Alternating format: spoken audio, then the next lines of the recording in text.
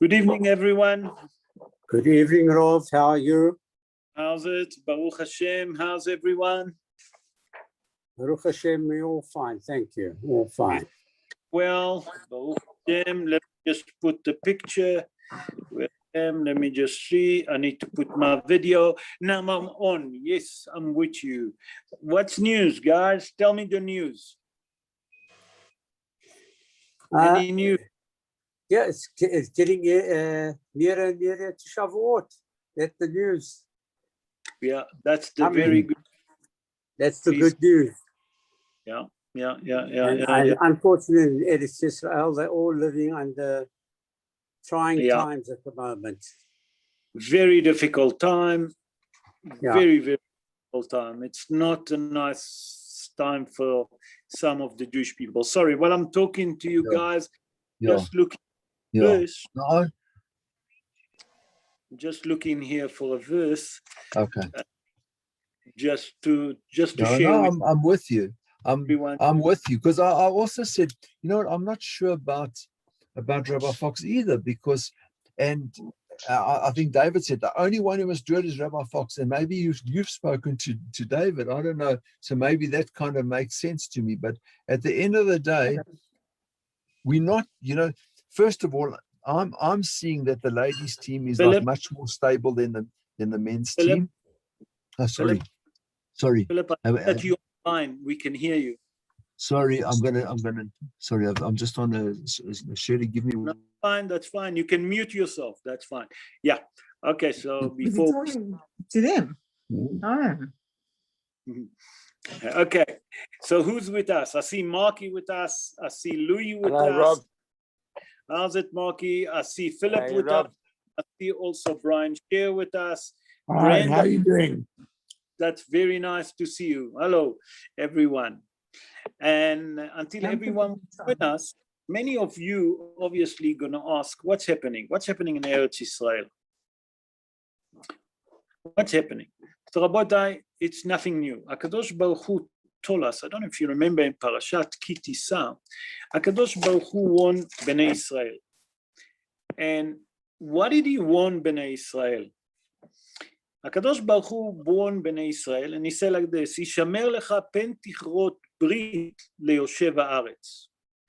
That means be careful to make a covenant with those members that's settling or being in the land of Eretz Israel. Why?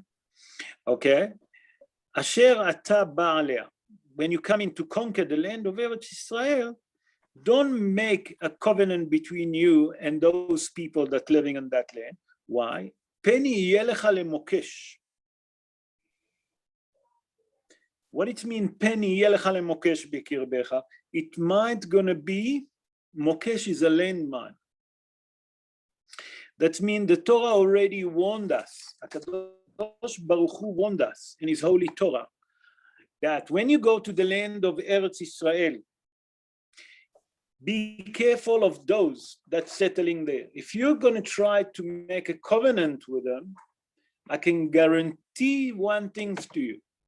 They're going to be like a landmine to you. And we see people that you live with them for 70 years and on, suddenly turn their back, turn their skin on us. Not only that they turn their skin on us, we see what's happened in the city of Lod. Those people that people lived with them for so long, they're burning suddenly the Jewish car.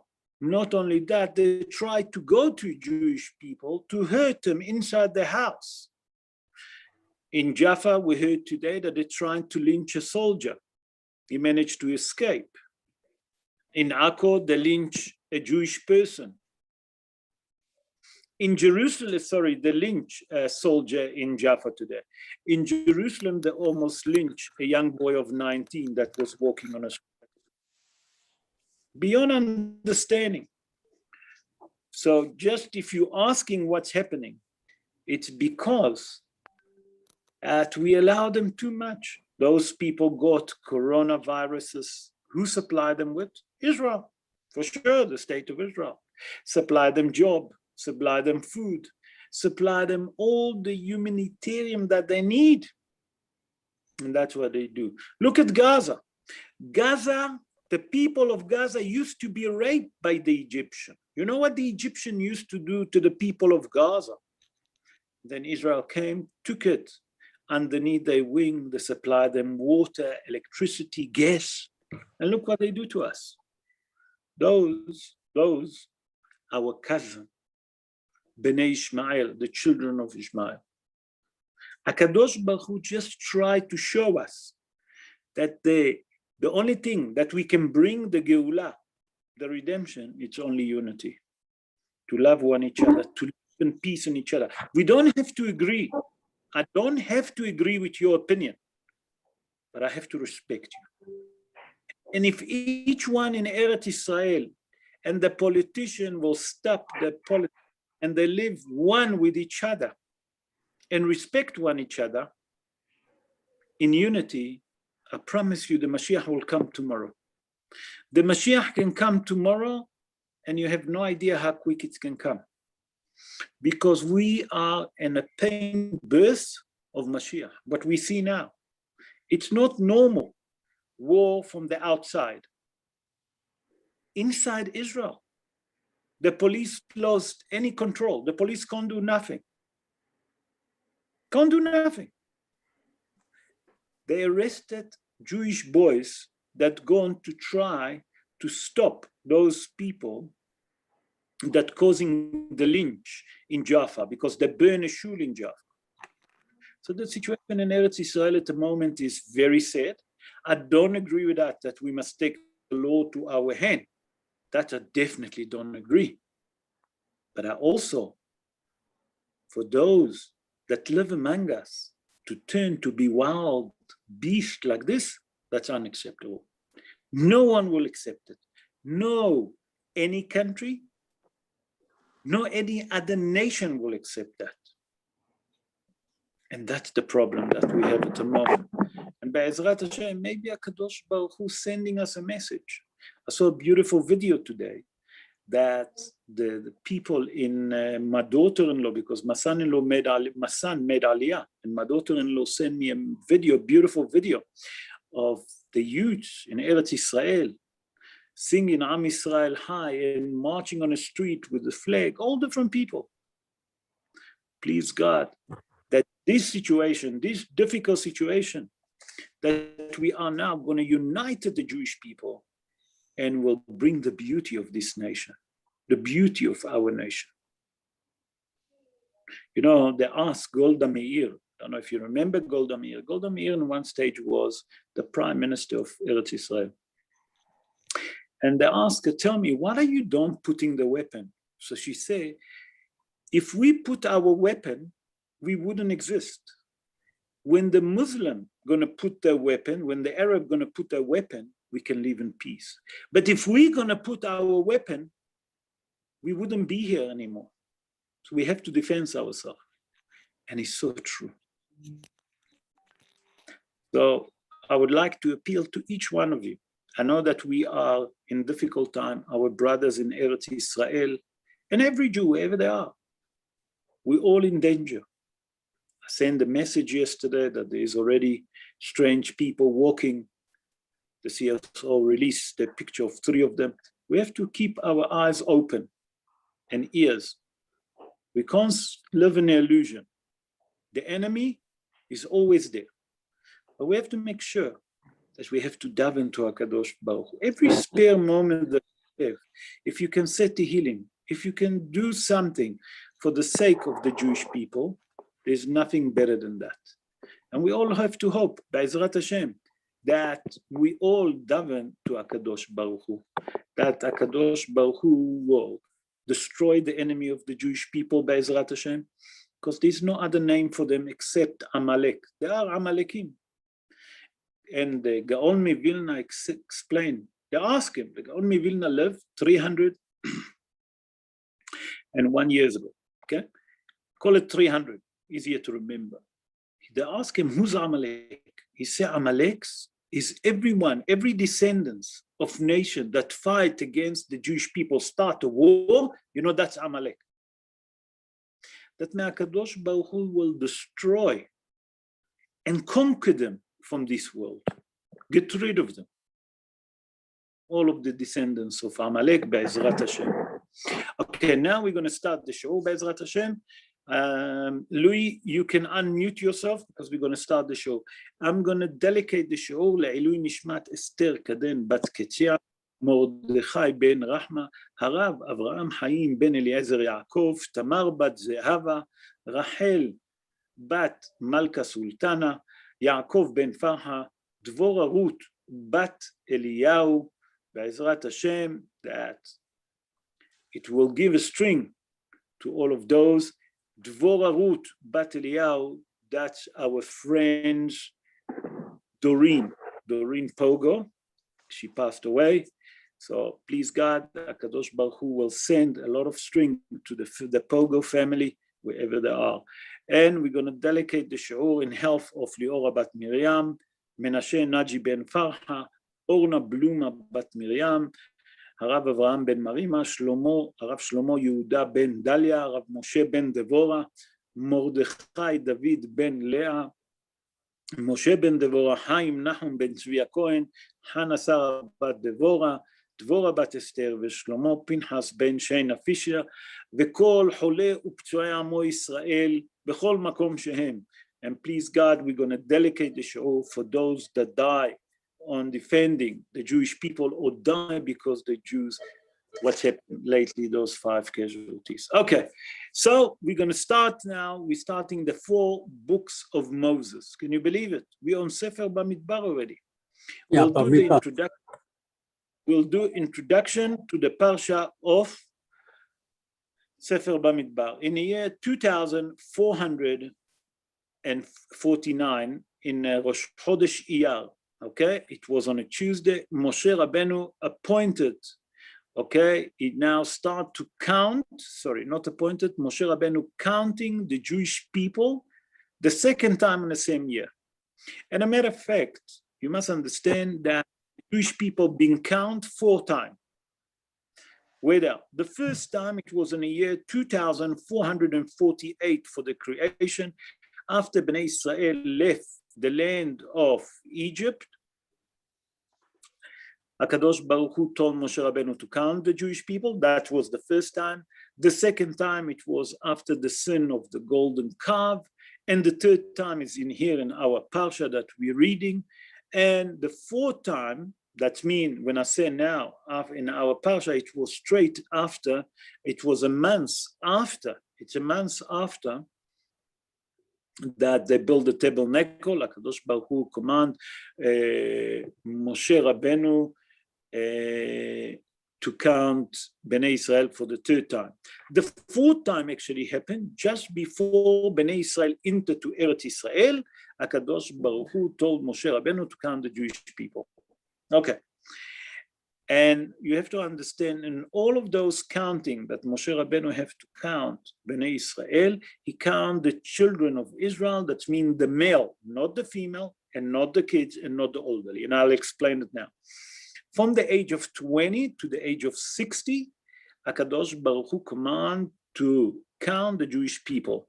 And the total amount come to 600,000. If you look exactly, it's 603,550 exactly. That was the amount. In our Parsha, we see that HaKadosh Baruch Hu tell Moshe Rabbeinu to count the tribe of the Levite by themselves, the amount of people that was 22,000. We'll explain in Ishaul why HaKadosh Baruch Hu command to choose the Jewish people only from the age of 20 to the age of 60. We'll explain that. That's very important that we have to understand. Many people say, what about the others? What about those that 1 year old, 15, 18, 19? Why not? Those that they are 60, 61, 62, 65, 70, what about them? Why not to count them? We'll explain why Be'ezrat Hashem in the show. After that, the second thing that we see in the Parsha is the demonstration of the flag, or the order of the flag that Moshe Rabbeinu, the way that he ordered the flags on Bnei Israel. just to give you quick information, we'll speak about it also in a show about the flag, that in the east was the tribe of Yehuda, and with him was the tribe of Zevulun and Issachar, that was in the east. Then in the north was the tribe of Dan, Asher, and Naphtali, while Dan was in charge. In the west was Ephraim, Menashe, and Binyamin, while in the south was Reuven, the tribe of Reuben that was in charge. With him was Shimon and Gad, while in the middle was obviously the Mishkan, the tabernacle, and around that was obviously the tribe of the Levy and the tribe from them, the Kohanim. All of that was in a 39 square meter, 39 square meter. The third thing that happened, that Moshe Rabbeinu now appointing Elchapan ben Oziel, that to become the prince, or the whatever you want to call it, I don't know what else, how you call it, is a prince or the president, maybe that's the right word, for the Kehite children. The Kehite children is from the Levy, and he pointed that Elchapan ben Oziel going to be the prince on it. In our Parsha, in Parashat Bamidbar, and remember that, that's very important to remember, there's not one positive command and not one negative command. Can you believe it? Not one positive command, and it's not one negative command. Okay, so that's just general knowledge to prepare us to the Parsha. And now, Be'ezrat Hashem, na'aseh v'natzliach, v'Hashem alenu berachamav yarviach. We're going to start the show, Be'ezrat Hashem. Okay, the Parsha starts like this. וידבר אדוני אל משה במדבר סיני, באוהל מועד, באחד לחודש השני, בשנה השנית, לצאתם מארץ מצרים לאמור. Hashem spoke to Moses in the wilderness of Sinai, in the tent of the meeting. So the first of the second month, it's the second year after the Exodus from the land of Egypt, saying, take a census of the entire assembly of the children of Israel according to their families, according to their father's household, by numbers of the names, every male according to their head count. Okay. Here we see something very interesting, that the Torah tells us that HaKadosh Baruch Hu actually speaking to Moshe Rabbeinu. Where is he speaking to him? On Midbar Sinai, in the wilderness, okay?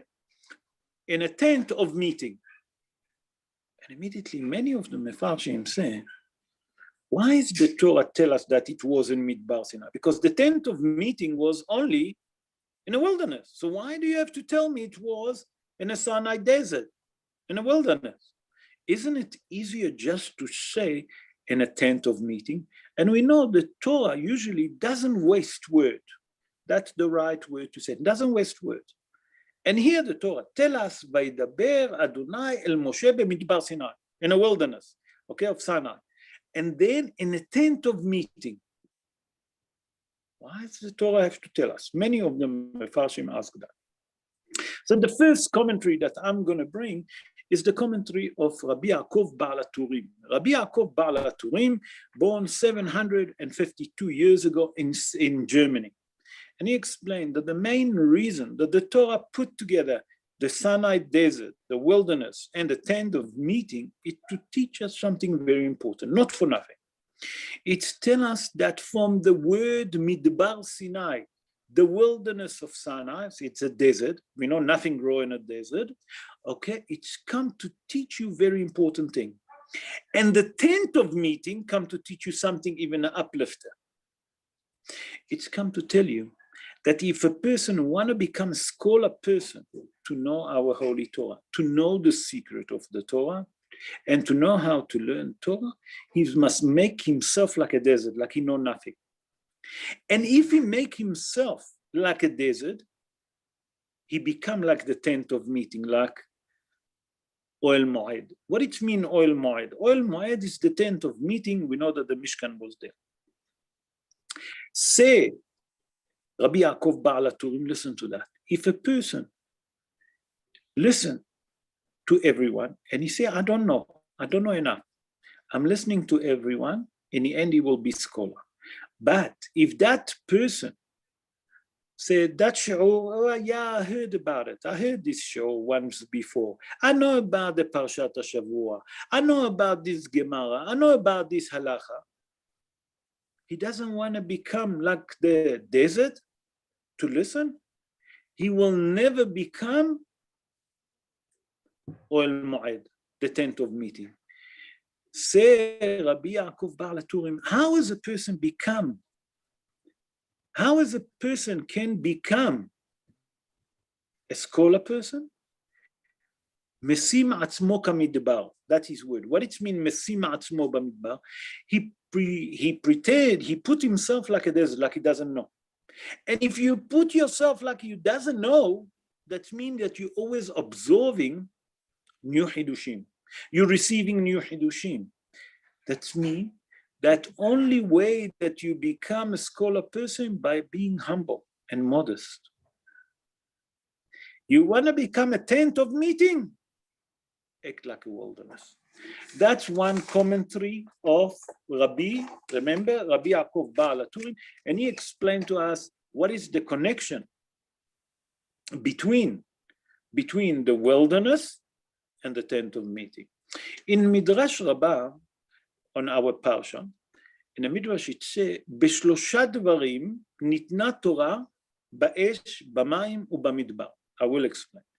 In a merit of three things, the Jewish people merit to receive the Holy Torah, and it was in fire, water, the second thing, and the third thing, it was in a wilderness. And we have to understand why is that Midrash try to tell us. So I saw a beautiful commentary of Maharam Shapira Miluvlin. Maharam Shapira Miluvlin, it's Rabbi Yehuda Meir Shapira.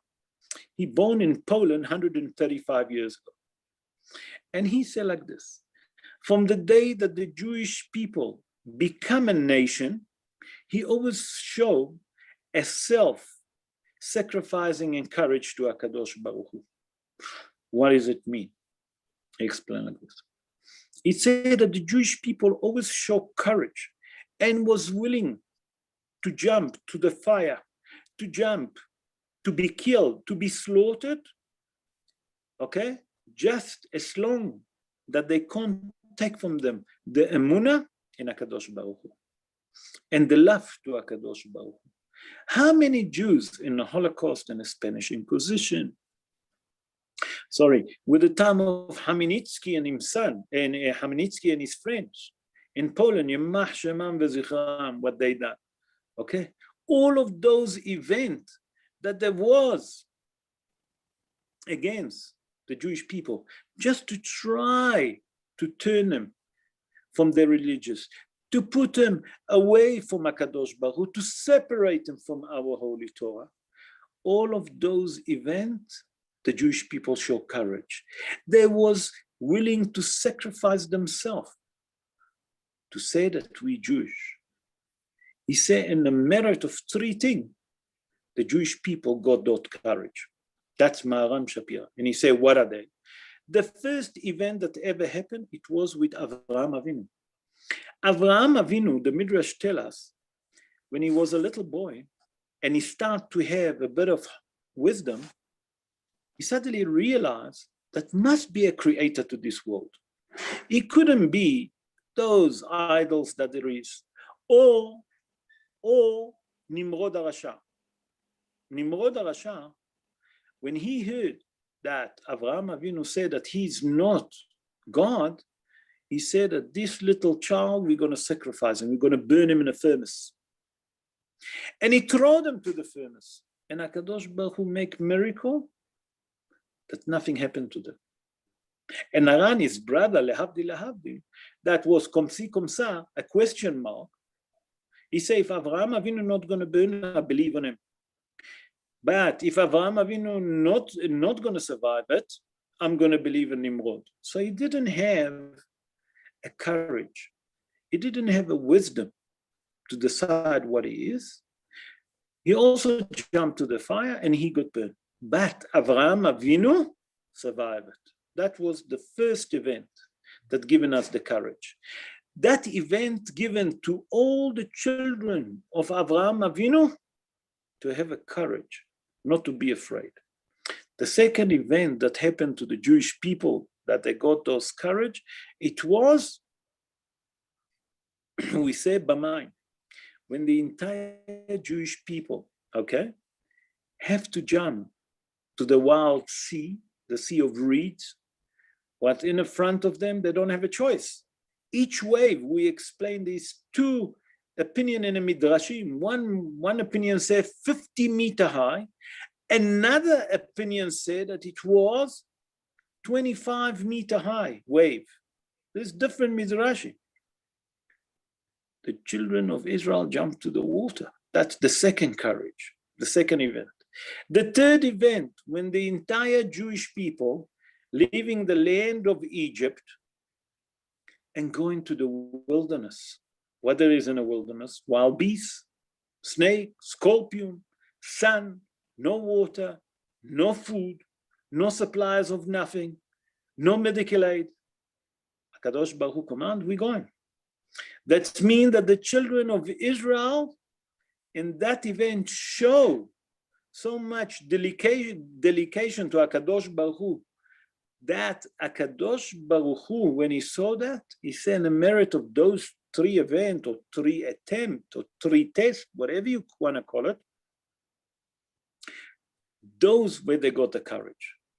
That the fire was, that we said that was the furnace that Nimrod HaRasha threw Abraham. You remember, that's the fire in three merits. We say fire, water, and you remember the wilderness, three. So the first one, fire, was Avraham Avinu. The second one, that it was water, it was the sea of reeds. The third one, the wilderness, Bamidbar, it was when the Jewish people left Egypt and go to the wilderness without knowing how long they're going to be in the wilderness. Say Maharam Shapira, you know where the Jewish people got that courage? From the wilderness. And that's what it says here in our verse. In our verse, what it says, Bamidbar Sinai. What it means, Bamidbar Sinai? And Be'oel Moed. How did they receive? How the merit that they can receive the Torah? It was the wilderness. That they go into the wilderness to show the courage, to leave everything. In Egypt, yes, Nachon, they were slaves. I'm not saying that they have an easy life, but at least they have a shelter, they have food, they have water. What did they have in the wilderness? Nothing, they didn't know. They didn't know that HaKadosh Baruch Hu going to provide them everything, the cloud of glory and etc. But those so, they gone to the wilderness. And when the merit of those three events, HaKadosh Baruch Hu given them the Holy Torah. Okay, let's move to verse 3. And in verse 3, it says something very interesting, and we said that we're going to explain it in Be'ezrat Hashem now. It says, מבין 20 שנה ומעלה, כל יוצא צבא בישראל, תפקדו אותם, לצבאותם, אתה ואהרון. From 20 years of age and up, everyone who goes out to the legions in Israel, you shall count them, and according to their legions, you and Aaron. Yeah. Here we see that HaKadosh Baruch Hu command Moshe and Aaron actually to count Bnei Israel, the children of Bnei Israel, the male that going to the army, okay, that can go to the legion, they call it, okay, but it has to be from the age of 20 till the age of 60. And many years, I'll tell you the truth, I had this question, how come? Why? Why is it so important, dafka from the age of 20? So I'm going to bring today, Be'ezrat Hashem, two different answers to try to give us some idea why dafka the age of 20 to the age of 60. So there is a midrash that called Midrash Hiskuni.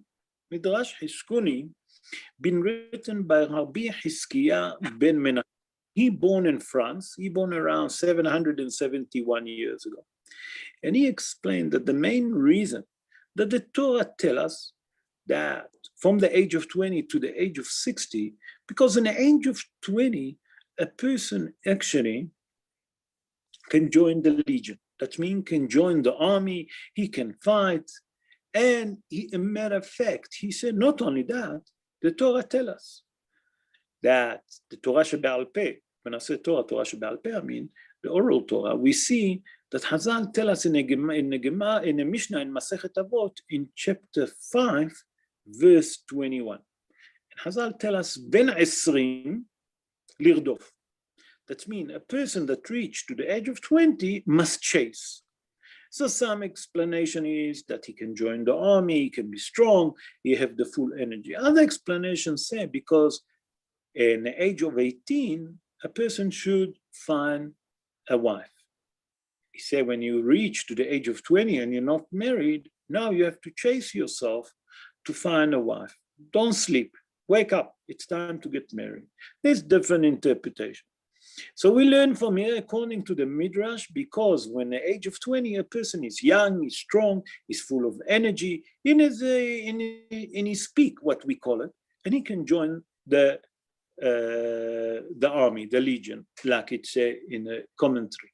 But I saw another beautiful commentary that brought in a book of Rav Ben Zion Motzafi.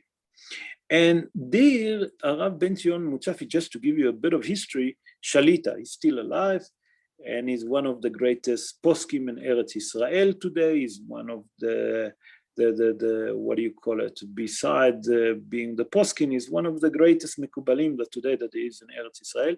He born in Jerusalem 76 years ago, and he explained like this in his book. He explained, and many of the mefarshim also bring it. Why dafka the age of 20? So he explained like this. And he also, and from here, we're going to go also to Gemarot. You'll see the way that he put it. He said, a person until the age of 20, there is no punishment from heaven. A person, if he done averot, and he deserves a punishment of that, and mitabi de shamayim, until the age of 20. From the age of 20 onwards, there is mitabi de shamayim.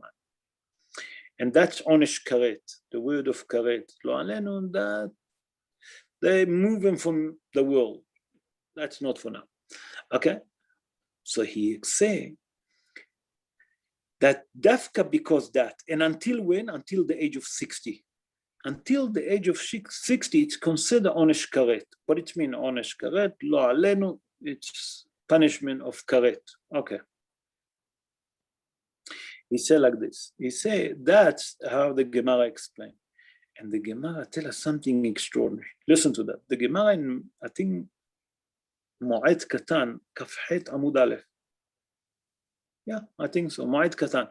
And the Gemara Mo'ed Katan, Kafhet Amud Aleph, that's mean 28:41.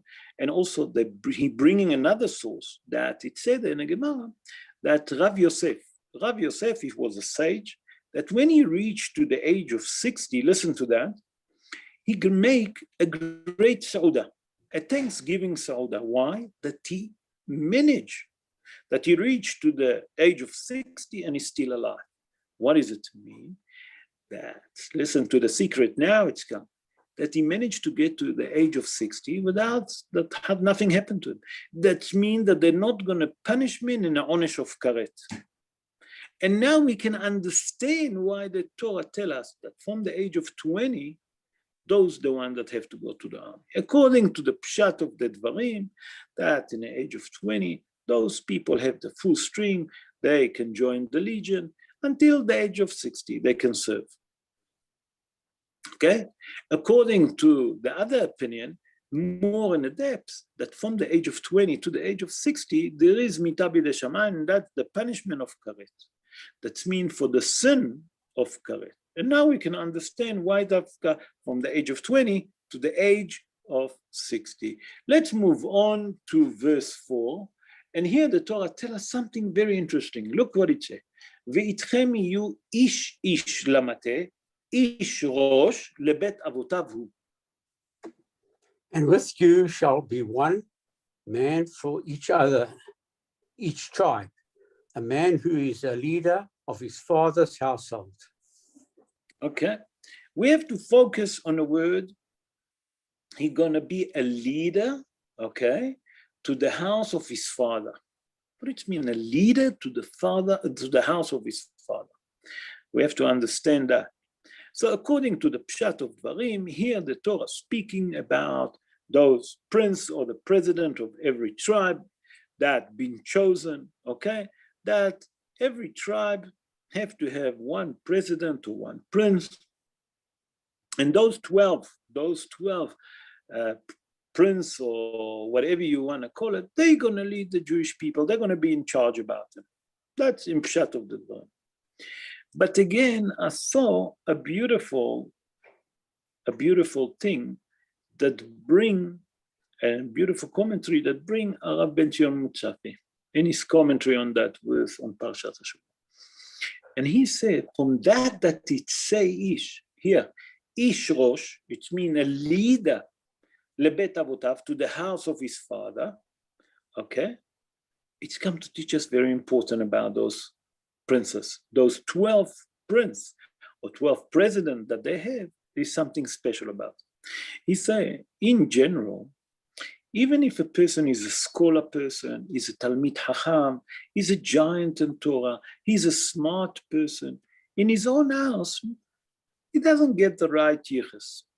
Although other people will respect him, will honor him, and give him the right yichus that he deserves in his own house, you know, the wife and the children not going to give him that. Why?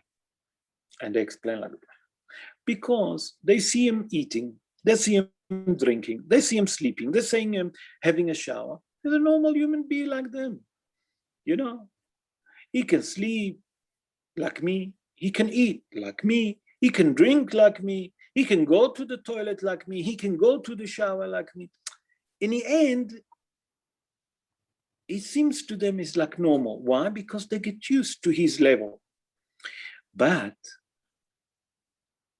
not only that, that person, even if he's a great scholar person, his father and his mother are going to look at him like that's the little boy. That's little Lameki. What? And they call him Avur Mili. Okay? Why? Because that's their son. They can't understand that maybe he reached to the other level. Even if their son got married and he has kids, or even if he's a grandfather already, in the eyes of his parents, he's still their son. He says, but from that it's in these words, Rosh lebet avotav, the head to the house of his father, come to teach us something very important. It's come to teach us that those 12 prince, those 12 president, even in their own house, they used to respect them. That means in their own house, they received the right respect. And that's what it say here. Ish rosh lebet avotav hu. That means every tribe, although that they get used to him, they used to respect him. That's Arav Ben Tion Mutzafi. I saw another commentary that brought in a book, Dan Mi Daniel. I tell you the truth, it's the first time that I've been exposed to that book. And it belonged to Arav Daniel Ben Israel Iser. I couldn't find where he born, and I don't know how many years ago. I couldn't find, and the book didn't give me a lot. And he says like this. He said from that it's a ish rosh lebet avotavhu, it means is a man, the head of the house of his fathers. It's come to teach us something else. And he said like this. He says that usually when a person become important person, now he get beautiful. What he say, it's a human nature. Let's put it this way. I'm trying to be very makpid, very medakdek in the word. When a person become a leader, when a person become a king, he bring in the example of king. When a person become getting a very high position, it's human nature that he will change. And inevitably, it can't stop him from changing. And he bring in actually an example of Yerovam ben Nevat. Yerovam ben Nevat was a wicked king. He said, but before he was a king, Yerovam ben Nevat, a matter of fact, a matter of fact, Yerovam ben Nevat was a tzaddik. Can you believe it? And he said that Yerovam ben Nevat rebuked Shlomo HaMelech. And he said to him, why you don't allow people to come to Bet HaMikdash? He was a great righteous. That means that he point Shlomo HaMelech, listen, you're doing something wrong. But after he became a king, not only that he became wicked, he didn't allow people to go to Bet HaMikdash. He forced them to worship idol. That's Yerovam ben Nevat, how much he changed. So he said that from here you learn something very important. Normal people, it's a human nature that when they get a high position, a high level, they become leaders, they will change. He said, but from that it say in a verse, Ish Rosh lebet avotav, who? That means he was the head to the house of his father, him, that those people never change. There was tzaddikim in the Bet Hilav, tzaddikim basof. The word who, to tell us that he was a tzaddik, those people was a tzaddik before they appointed to become the leaders, before they become the prince, the president of the tribe, and then who, even in the end, there was tzaddikim. Okay, now we understand what it means, verse 4, what it means, Ish Rosh lebet avotav. We can understand what does it mean. With your permission, I'm going to skip a bit, and we're going to move to verse 16, yeah. And there it says like this, Ele קרואי העדה, נשיאי מטות אבותם, ראשי אלפי ישראל הם. These were the ones summoned by the assembly, the leaders of their father's tribe. They are the heads of Israel's thousands. Okay.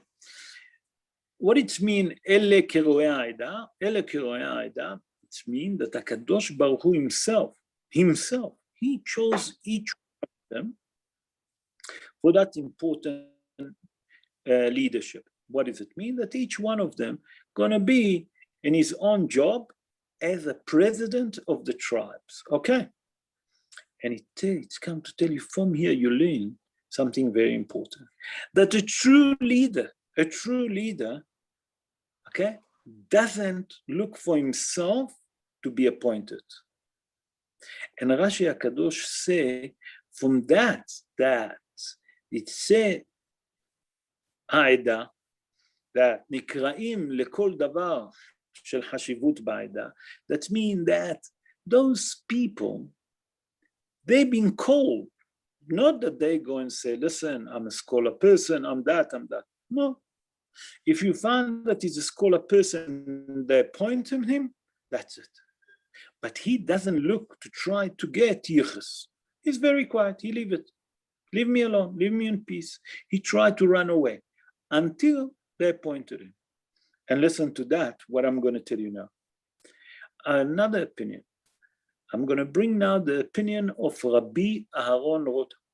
Rabbi Aharon Rota, just to give you a bit of history about him, he didn't born a long time ago, 127 years ago. He born in the Hungarian Empire, and later on he moved to Israel and is buried in Har HaZitim. Rabbi Aharon Rata, he started the movement that called Shomrei Emunim. He was the first Rabbi of Toldot Aaron. And he used to warn a congregation, he used to warn every shul, and he said like this, from this thing that it say here, קרואי העדה, נשיאי מטות הם, אבות ראשי אלפי ישראל, that means that HaKadosh Baruch Hu appointed those 12 princes, 12 president, whatever you want to call it. I don't really know what's the right word, because in Hebrew to say Nasi is a president. Okay? And say Nasi'ei Ha'edah. What it mean Nasi'ei Ha'edah? The head of the tribes. What it mean the head of the tribe, Nasi, is a president. He said that if there is Has v'Shalom, a congregation, listen to that, a congregation or a shul, okay, shul doesn't have to be a congregation. In Israel, there's many small shul, and it's not really a big congregation. He said if there is a shul or there is a congregation without a rabbi, without a leader, listen what he said. You have to understand not to belong to that shul, not to belong to that congregation. Why? He said, because you know who's the rabbi? The Samech Mem, the Satan. That everything that they're doing is from the Satan. He said, therefore, the Torah come and tell us, Ele keroei ha'odah. What it means, keroei ha'odah? That every congregation, every shul, every bet midrash, okay, every community must have a leader that been chosen, okay? Because without that, Chas v'Shalom, it's a problem. Obviously, it has to be a proper leader. A leader can lead the nation. A leader, okay, that can lead the congregation, can lead the shul, can lead the community, and etc. So from here, we learn something extraordinary, that we obligate to have rabbis and leaders to run the community. Let's move on to verse 17, one more. And it says like this, ויקח משה ואהרון את האנשים האלה, אשר נוקבו בשמות. Moses and Aaron took these men who had been designated by their names. By their name, okay. Listen to that, what does it mean? And here there is a very important message. What it means, a very important message? The Al-Sheikh HaKadosh, I brought him a number of times. Al-Sheikh HaKadosh is Rabbi Moshe Al-Sheikh. He born in a city of Andripoli in Turkey 513 years ago. And 514 years ago, sorry. And he said like this. He says that from here you can learn the Eretz, number one, and you can learn important message, number two. He said, here it said that Moshe and Aharon took those men. Who's those men? He's referring to the leaders of the tribes, that the president. Okay? Asher nikvu b'shemot. That means that HaKadosh Baruch Hu already appointed him. He said, from here you learn a very important lesson. That when Moshe and Aaron came to choose people, okay, they choose those one that HaKadosh Baruch Hu want. He said, from that you learn that what did they done? First they gone to them and they appointed them. After they appointed them, they come to each tribe and they told them, listen, this is your leader. For example, Shevet Yehuda, Nachshon ben Aminadab. So they come to the tribe of Yehuda and they say, you know who's going to be now your president? Nachshon ben Aminadab. Why? Because HaKadosh Baruch Hu appointed him. He said, from here, you learn important lesson. That in a house, in a school, in a yeshiva, wherever you are, that when you come to choose a leader, first of all, speak to him individually. After you speak to him individually, later on you pass the message to everyone. Why? Because if you do it in public and tell everyone first shot, this is going to be the president, this is going to be the CEO, whatever you want to call it, and etc. This is going to be the head boy. This is going to be the Yanuka of the yeshiva, the Ilui of the yeshiva. He say, you maybe can hurt people's feeling because maybe amongst the other people, there is others.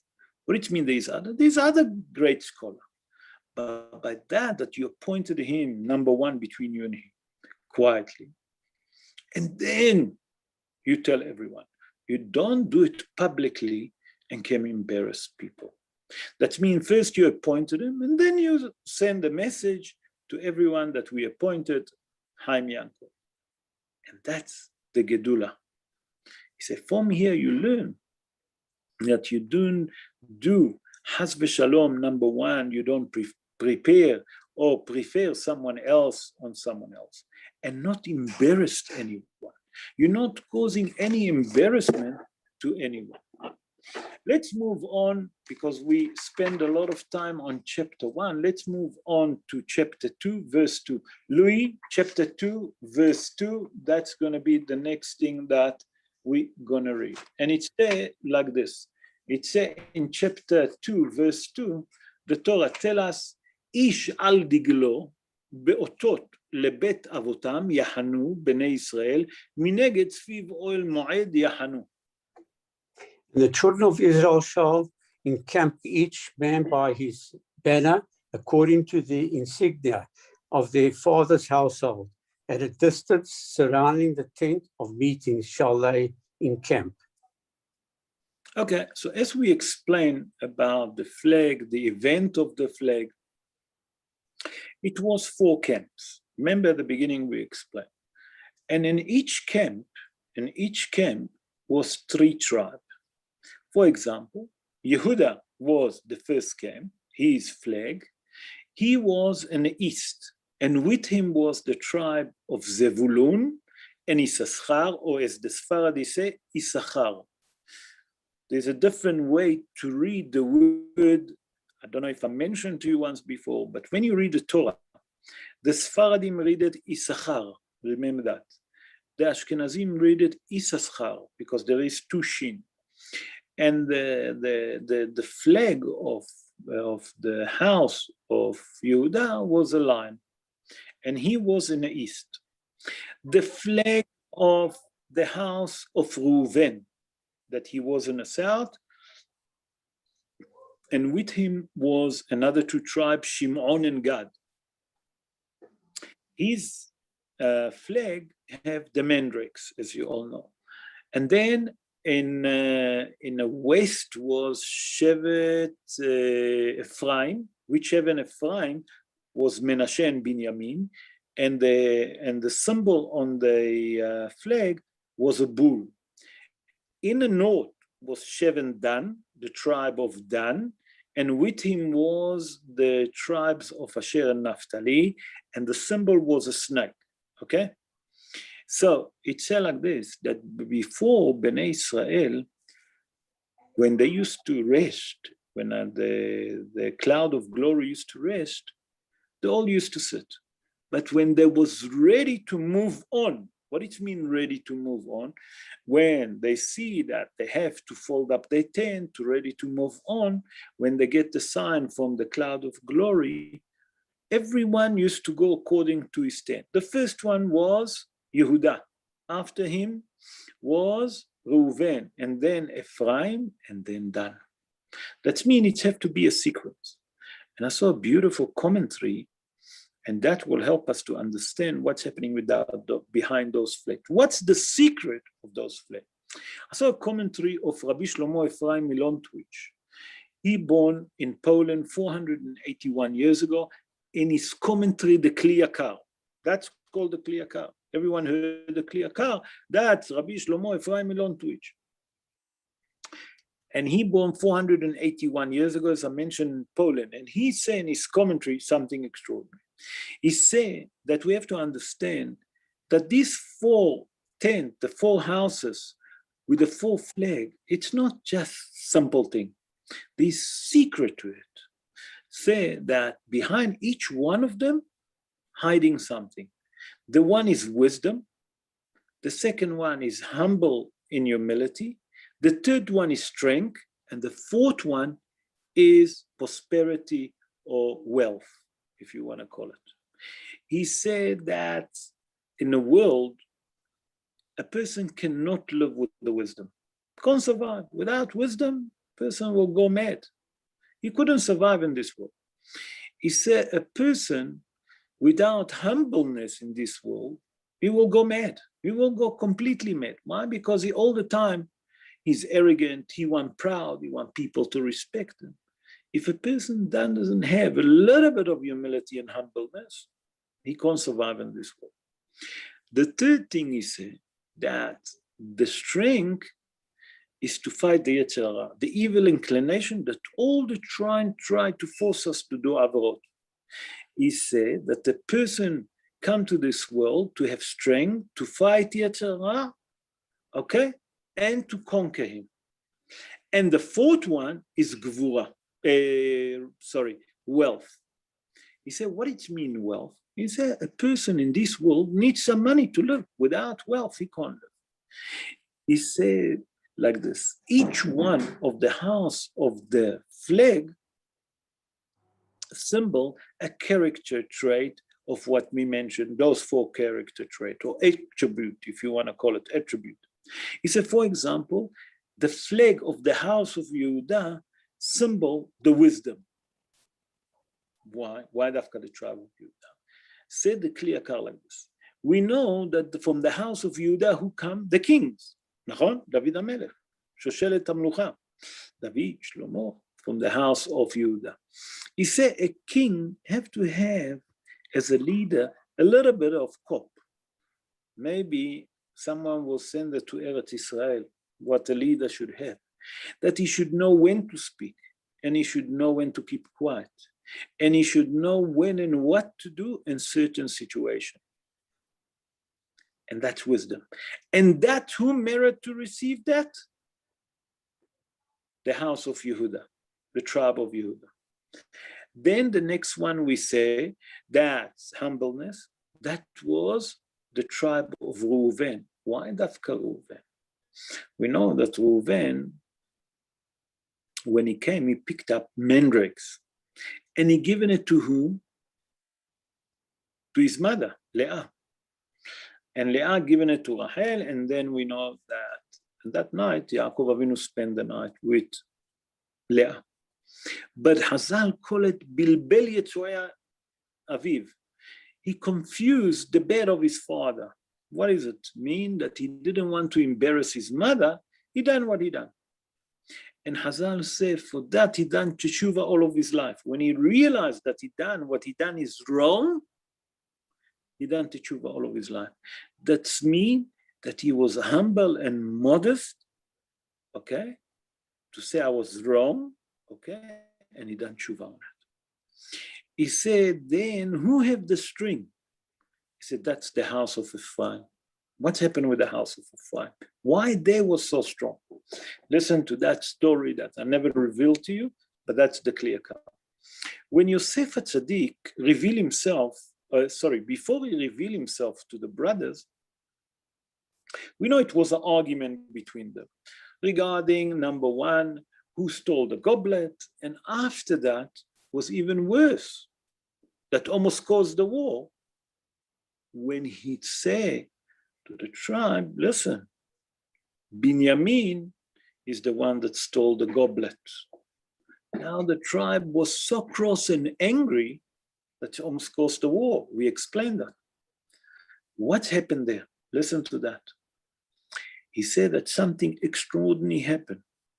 He said that while they was arguing, who was in a tribe of Ephraim, Menashe and Binyamin? Came who? Menashe and Ephraim.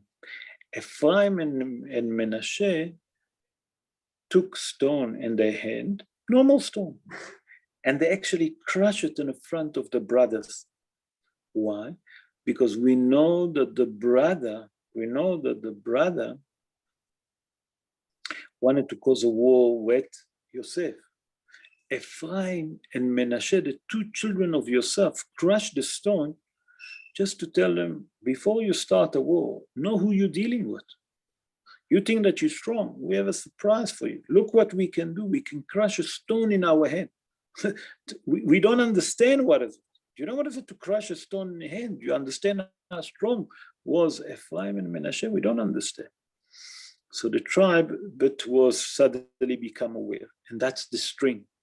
The last one that we say, it's the house of Dan, and that was the wealth, because we know that the tribe of Dan, the house of Dan, was very rich. Why? Because they have judges there, but in the end, it's actually bitten them. That because that they have too much money and they have too much wealth, that caused them to worship idols. And we see also that when Amalek came to fight with Israel, what happened there? ויבוא עמלק וילחם בישראל. וילחם בכל הנחשלים אחריך. That means that Amalek, when he come to fight with the Jewish people, who did he fight? He fought with the children of Dan. Why? Because the cloud of glory didn't allow them to enter. Why? Because they're worshipping idol. Pislo shel Micha, the idols of Micha, the statue of Micha that he used to carry with him. He was thinking that's a god. He was worshipping a statue. He carries God. Can you imagine? Shugayim legamre. Anyway, that's time of idols. Lo alenu. So what's happened? Who did Amalek can fight with? Who can he kill? From the tribe of Dan, because they worship idol. The money gone over their head. Anyway, so now we understand something very interesting. What it means, ish al diglo beotot lebet avotam. It's a man according to his flag, but beotot lebet avotav is a sign. What was the sign? The full sign that we brought. You remember that we brought the sign number 1 that we have, that every tribe got certain character trait or certain character attribute. That's maybe the right word. That was wisdom, it was humbleness, and it was strength, and it was the last one, it was wealth. And that's what this verse comes to tell us. That those flags, it's not just to have flags. Each one of them symbols something. Okay, let's move on now to chapter 2, verse 7. And in verse 7, it says something very interesting. Look what it says. Mate Zevulun, v'nasi lebnei Zevulun, Eliav ben Helon.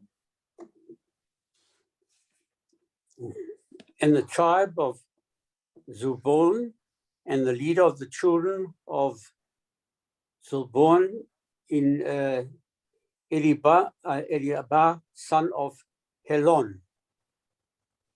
It sounds very interesting. If you look all the other tribe, it doesn't say that. Only on the tribe of Zvulun, he bring Venasi. What it means, and a president. He doesn't say the president to the house of Zevulun or to the children of Zvulun, and a president to the children of Zvulun. And many of the Mfarshim ask why there is that Vavahivu, and the joining Vav. And that's the question that we have to ask ourselves. So I saw an answer from Rabbi Yaakov Baal HaTurim that we bring him a lot. I bring a lot of his commentary. And Rabbi Yaakov Baal HaTurim said, we know like this, that Zvulun used to be a businessman. Zvulun used to work, make a living. He supported who? Issachar or Issachar, whatever you want to call it. Why? Because Zvulun say to the tribe of Issachar, we in business, we're not always sitting 24/7 in a yeshiva and studying. While we're in the business, when we can't study, you will study for us. But from that it say like this, Venasi, it's come to tell you that many people will think for a second, wait, maybe the tribe of Issachar or Issachar, depends how you call it, they're more important from who? From the tribe of Zvulun. What? Because they study Torah. The Torah come and tell us, don't make a mistake. The tribe of Zvulun knew Torah, but because they have to travel, because they have to go and make a living, they're not less important than the tribe of Issachar that was sitting and studying Torah. By that the person supporting people that studying Torah, he received the same merit of those that studying Torah. That means if a person support Talmidei Chachamim, he get the same merit like them.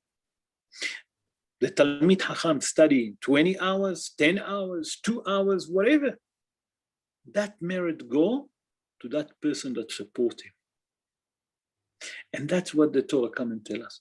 Don't think that those that support the Torah, they're not important. They're as important like the one that's learning the Torah. And that's the Hidush here that say Rabbi Yaakov Baal HaTurim. Beautiful Hidush, huh? Let's go to chapter 3. In chapter 3, verse 1, we see something very important. And here it's getting a bit confusing. I don't know if any one of you prepared the parsha, but for those of you, I'm sure that some of you that prepare, look what it says. ואלה תולדות אהרון ומשה, ביום דבר אדוני את משה בהר סיני.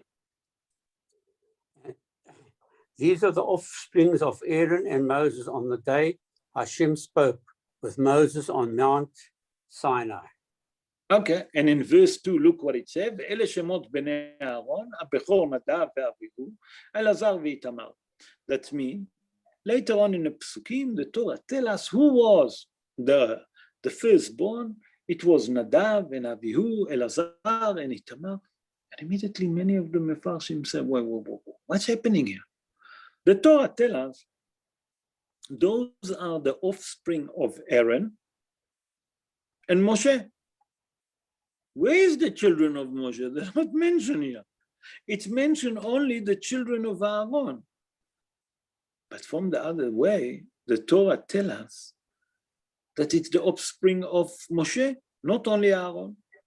What's happening here? So I saw a beautiful commentary how to find the answer to it. And the answer came from Marana Bet Yosef, Rabbi Yosef Karo. Rabbi Yosef Karo, that wrote the Shulchan Aruch, as you all know, he born in the city of Toledo in Spain 533 years ago.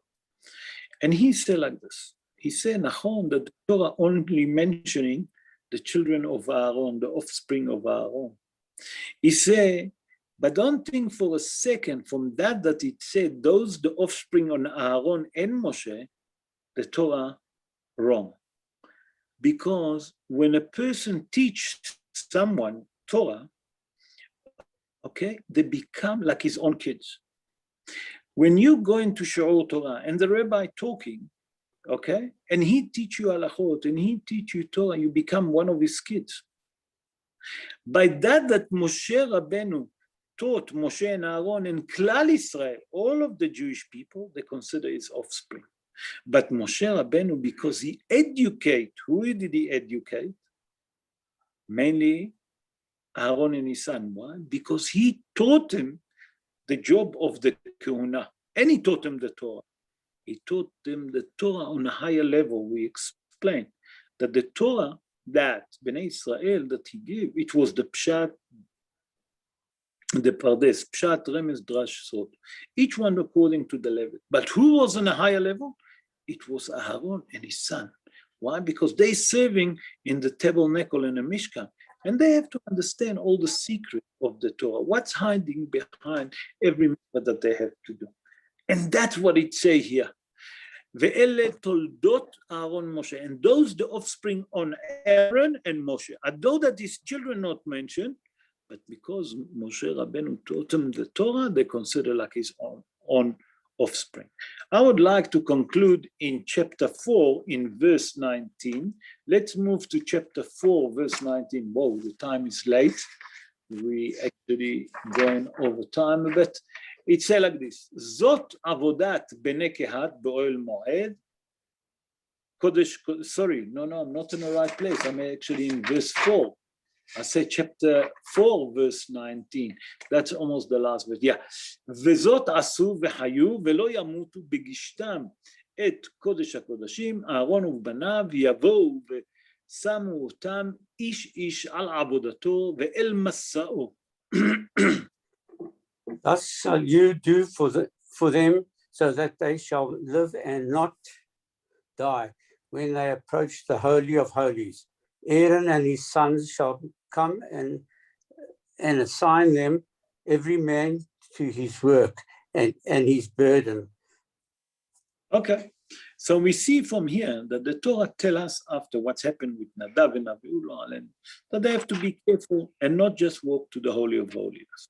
There is a job, and you can do your job, but when it's come to the Holy of Holiness, you have to be careful. Otherwise, Chas v'Shalom, there is a death. I saw a beautiful commentary that wrote Rabbi Shlomo Amsalem. Rabbi Shlomo Amsalem born in the city of Midlat in Morocco. He born 141 years ago. In his book, Bnei Moshe, he bring a story, a braita from the Gemara that Chazal bring in a Gemara in Masechet Rosh Hashanah, in page 18, folio one. Also, I saw in a Gemara that there he bring also another Gemara. It's Masechet Yevamot in page 105, folio 1. Listen what he said. He said like this, Lo alenu. He said that was a family that used to lose their children, their beloved, in an earlier age. When they get to the age of youth, the kids used to die. Lo alenu. And the family saw that there's some problem. These are the krionim. And they gone to Rabbi Hanan. And they ask him what to do. Rabbi Hanan that I'm talking is Rabbi Hanan ben Zakkai. And they ask him, what can we do? Said to them like this. Amar laim Rabbi Hanan. Rabbi Hanan said to that family, Lichu ve'isku batorah ve'hayu. That means go and make the Torah your business, that study Torah, and that's what will give you life. Say Rabbi Shlomo Amsalem, from here you learn something very important. You learn that a person that studied Torah actually receive extra life. How do you learn that? He said it's very simple. Shlomo HaMelech already revealed to us in a Sefer of Mishle. Sefer of Mishle is the book of Pervus, okay? There in chapter 3, if I'm not mistaken, verse 18, okay? Also the Gemara in Masechet Brachot, in page 32, folio 2, there it says, Etz Haim hi lamachzikim ba. That means that the Torah is a tree of life to those that hang into it. That means clown into it, okay? That means when you study Torah, that's the tree of life. You want to receive extra life, study Torah. And then it's finished, v'tomchei meushar. And those that support the Torah become very happy. Meushar, milshon osher. What it means, osher? Not only wealth, also happiness. When a person learns Torah,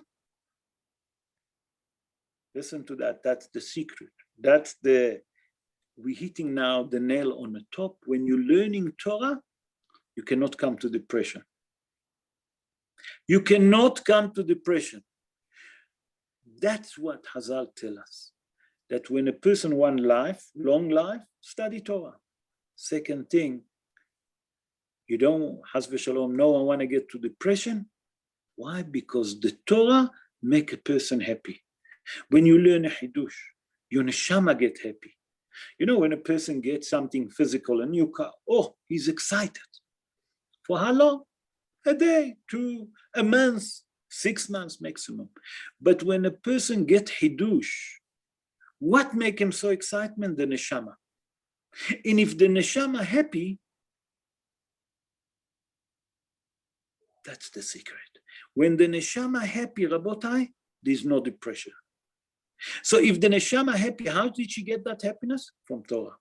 When a person learn Hidush, when a person learn in depth the Torah, that's what give him life, and that's what give him happiness.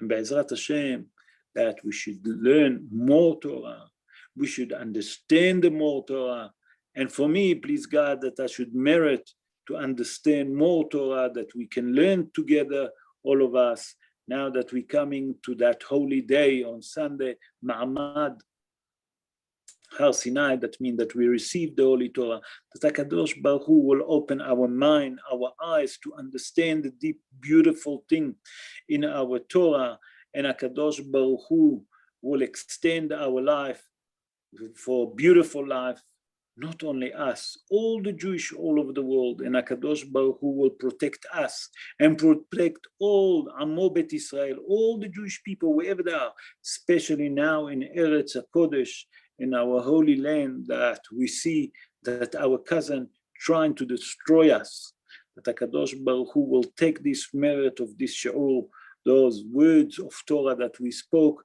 and in the merit of that will protect every Jewish people all over the world, and especially to our brothers in the land of Eretz Israel that need it now more than ever.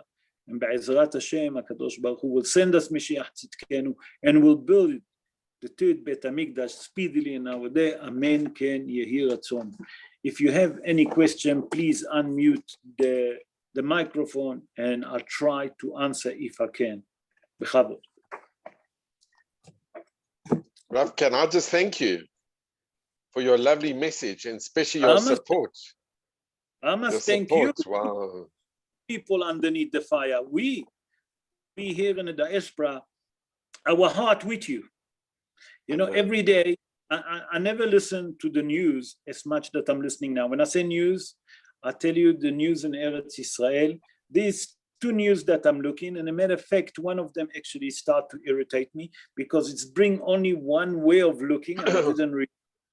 But I look today at Arutz Sheva. And Arutz Sheva it's kippot zruk. It's a knitting kippah. Yeah. Nachon. They put it, and it makes me proud.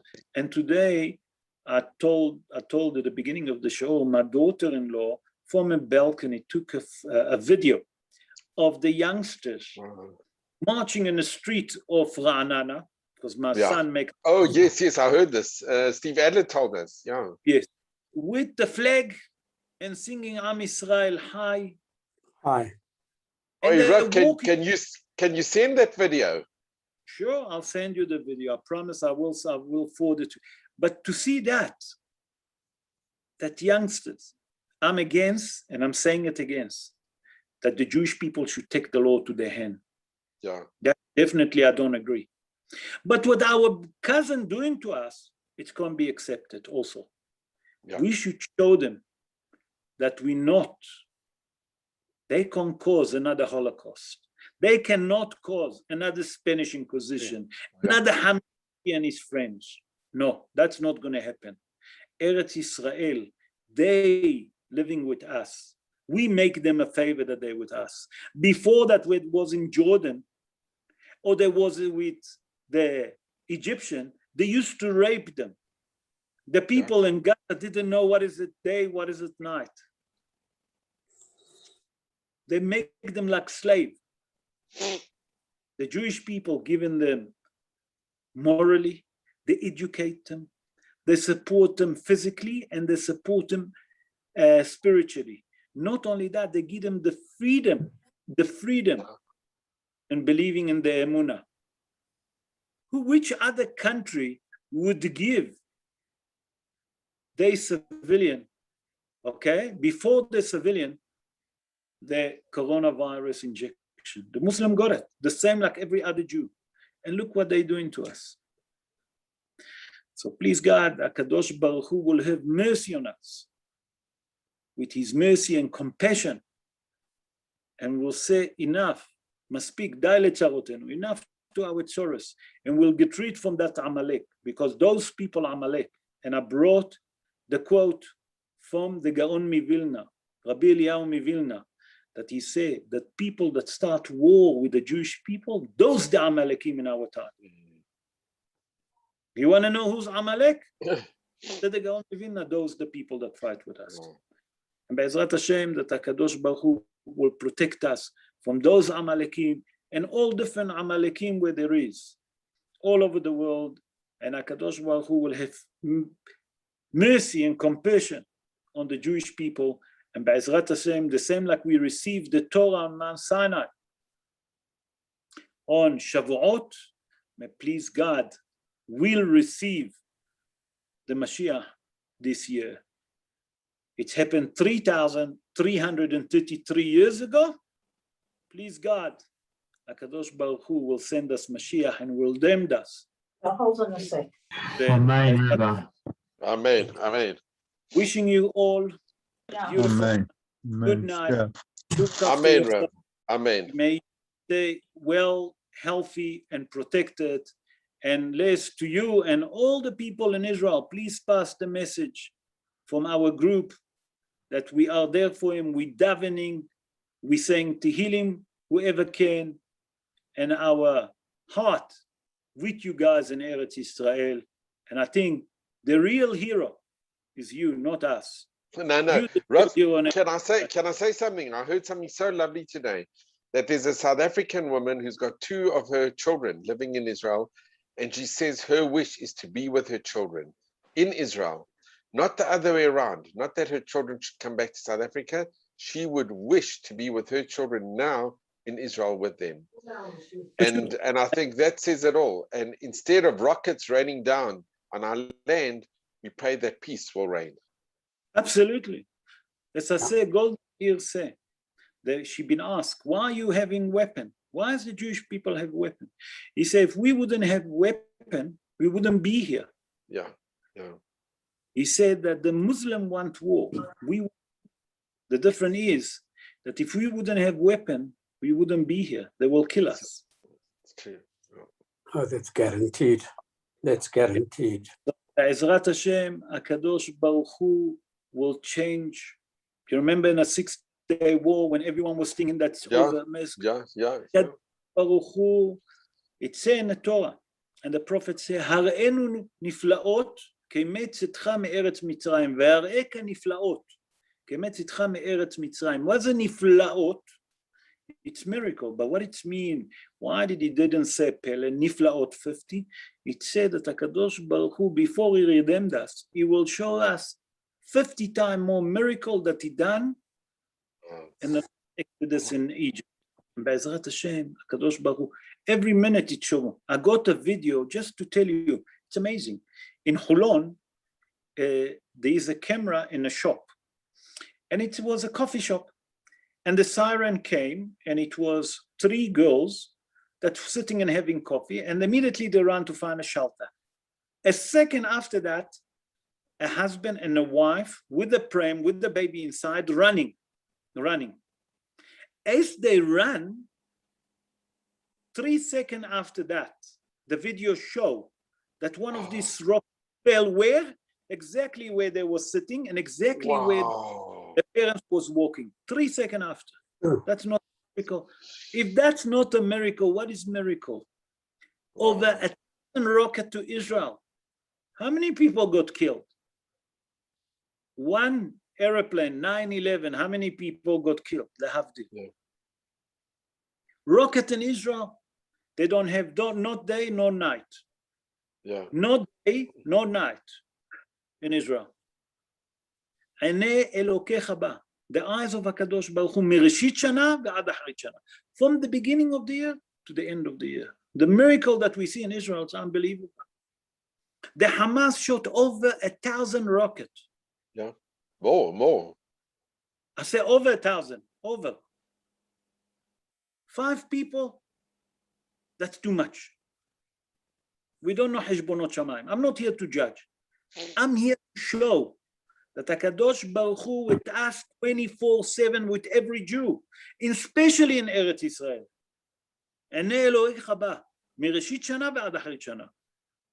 What better than that? Like I said to my son, I hope that you're strong. He said, we're very strong. We are very strong. Yes, we in a mamad. Mamad is a shelter room inside the house. He said, we're very strong. We're very proud that we're here. I tell you, the tears was in my eyes. Those people. So Rabotai, I would like to appeal to each one of you individually, and if you can, say to other people, if you can, speak to other people, to say Tehillim for the people of Eretz Israel, to the Jews in Eretz Israel, not the people only in Eretz Israel, to the Jews in Eretz Israel, that HaKadosh Baruch Hu will protect them from the Amalekim. There's no other word, Amalekim. Take the opportunity to thank you, Les, always for joining us, for all your commentary, beautiful, all the stories that you bring us, to each one of you individually, because we're not going to see each other only until next week. So to wish you Hag Sameach, Hag Matan Torah Sameach, and please God, HaKadosh Baruch Hu will send us Mashiach Tzidkenu speedily in our day. Amen. Ken Yehi Ratzon. Thank you, Rav. Thanks, Rav.